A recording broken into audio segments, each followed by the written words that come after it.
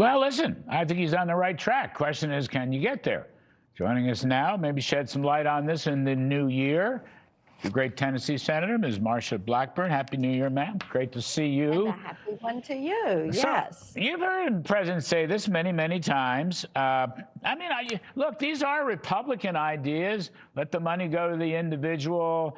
Let's have as much price transparency as possible.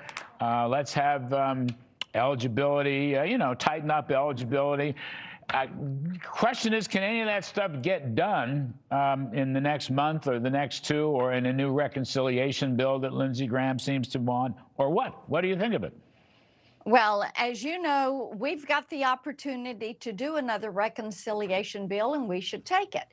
And in the working person's tax cut bill, working family tax cut bill, the big beautiful bill, we inserted a provision that expanded the health savings accounts. This is what President Trump is talking about, and he is spot on. He is so right.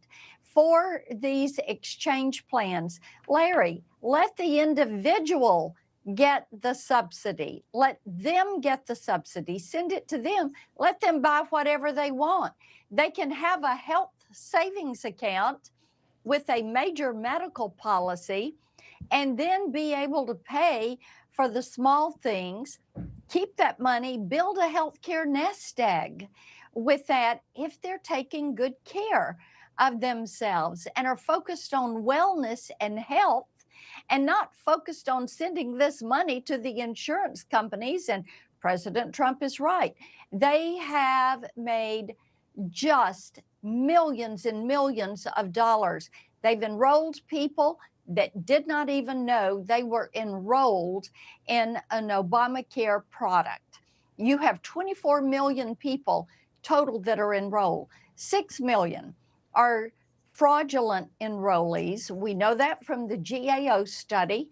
You also have as many as 12 million that had insurance but never filed one claim. They never once used the insurance. Many of those, you have these insurance companies where brokers have enrolled these individuals with name, address, phone number, contact, and the person does not know they're actually enrolled in an Obamacare health care program.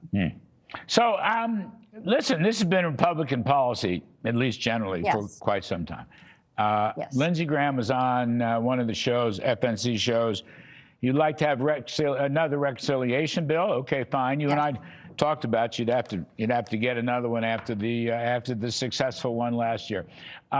Question is, can you get it? In other words, I don't know how this plays out. You have a CR. Will the CR be covered? We're not going to have to go shut down, I'm hoping. Can we get a reconciliation bill that will have, real good health care policy, might even attract some Democratic support? We would like that. And indeed, we're going to pass 3 more of our approach bills next week. And then the last week of January, we will do the balance. Now, Larry, what we're trying to do is get off of the Biden bloated budget and over to a Trump Republican budget that actually spends less. And this is a very good thing. We've got to turn this corner. So it's important to get off the Biden numbers and onto the Trump numbers.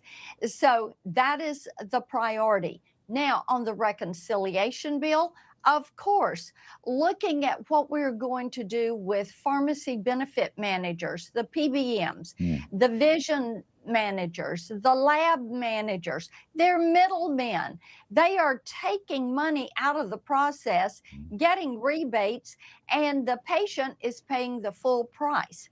So if we can do that and take these steps that will actually get the cost of health care and health insurance down, that is where we want to do.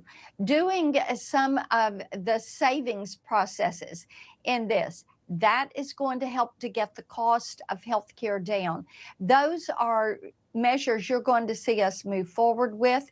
We certainly want to get that second reconciliation bill done. We can pass that on 51 votes, and making certain that you're going to make healthcare more affordable for all Americans. That is a goal of a Republican-led House and Senate and of the president. Just one last one, ma'am. Sure. Along with all these wonderful things in reconciliation, I will never love reconciliation as much as when you describe it to me. So let me ask you this. Can we get some pro-growth supply side lower tax rate reform? Steve Forbes, Art Laffer, Larry Kudlow, Steve Moore, supply side, Marsha Blackburn. You know how it works. Can we get a little juice in there, a little pro-growth juice in that second bill? We had a lot in the first bill. How about it's a little more in the second bill? Yes, we did. And thank goodness it is all kicking in. I'm talking to people that are looking forward to getting their tax filed this year because they know that there's going to be a refund coming back to them. And anytime we can put some of those policies, you know, Larry, it's the thing I say, less taxation plus less regulation plus less litigation equals more innovation and job creation. That is our goal. And under President Donald Trump, we can make that happen. Yes, we can. Yes, we can. Thank you, ma'am. The great Senator Marsha Blackburn.